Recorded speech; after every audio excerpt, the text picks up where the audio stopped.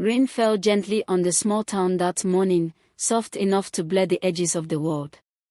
In the little cafe by the bus stop, Anna hugged a warm cup of tea, watching the wet streets through the window.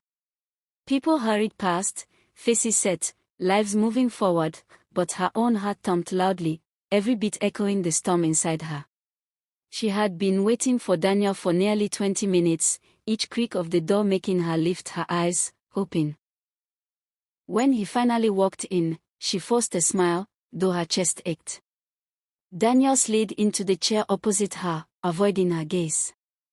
"Daniel," she whispered, "I have to tell you something." He sighed heavily. "Anna, not today. Please, not today. I'm tired." She swallowed. "I'm pregnant." The words hung in the air. Daniel froze, his face draining of color. "You're what?"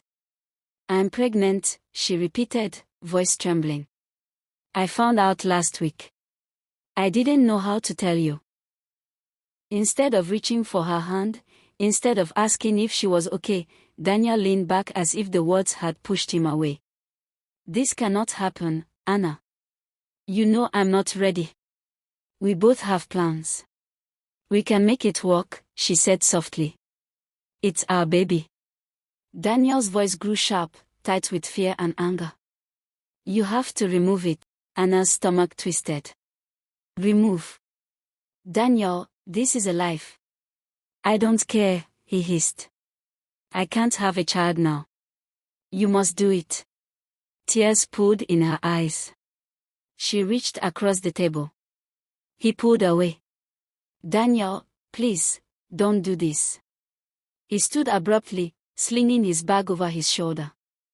"Do the right thing," he said coldly, and walked out, leaving Anna alone, trembling, with her hands empty. That night, she lay on her bed, staring at the ceiling, the weight of choices pressing down. She had no one to turn to. She loved Daniel, and she believed he loved her, but love had become a cage of fear and despair. Days passed, and Daniel's pressure mounted. Every call sharpened the edge of her panic. "Have you done it yet? When are you going? Don't make things difficult." Each word chipped away at her heart. One cold evening, with her mind clouded by fear and isolation, Anna made a decision she would later regret. She met a woman someone had recommended.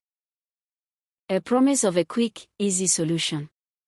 The place was dark, smelled sharply of chemicals, and smelled nothing like hope. Her hands shook as tears silently rolled down her face. "You'll be fine," the woman said. But Anna did not feel fine. She felt her heart breaking, losing something she had not yet fully understood but already loved. Hours later, pain ripped through her. Her breathing sped, vision blurred, and her legs betrayed her. She collapsed, whispering a faint apology to her baby and to herself. By the time she reached the hospital, it was too late. Her heart had stopped. Daniel arrived moments after the doctor shook his head. He froze, staring at the floor, the crushing weight of reality settling like ice in his chest. This wasn't what he had wanted. But his fear, his insistence, his selfishness had driven her to this. When he saw her, she lay still, peaceful, almost asleep. He touched her cold hand, voice breaking for the first time. "Anna. I'm so sorry." But she could no longer hear him. He sat there, tears streaming, understanding for the first time the gravity of his choices. The girl who had smiled at him with pure love was gone, and so was the tiny life they had created together. Some decisions leave wounds that never heal.